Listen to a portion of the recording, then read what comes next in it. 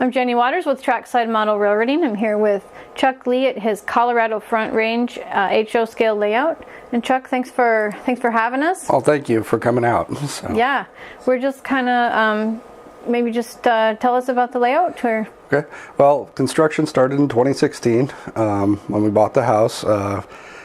First I went through and basically measured out the room, and I actually built a full CAD model of the layout before I actually started construction on it.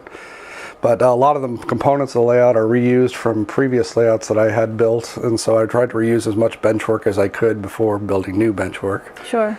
But basically the layout is about 15 miles of rail trackage from Denver, Colorado out to Golden, Colorado. And so my primary industry on the layout is the Coors Brewery, which is the area we're standing in right now. Okay. On the upper level.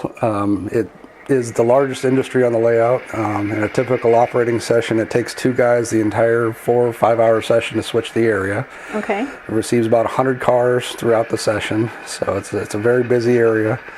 But that was my primary focus. I went to college in Golden, Colorado, and I grew up around the Coors Brewery my entire life, so I was kind of what I felt like I needed to model. So sure. There's a particular switcher in one of the other areas of the layout that was an SD9 that they had in Golden for the longest time, and I've always had fond memories of that locomotive, and so I have it running on my layout as part of my operations. Well, that's good. So.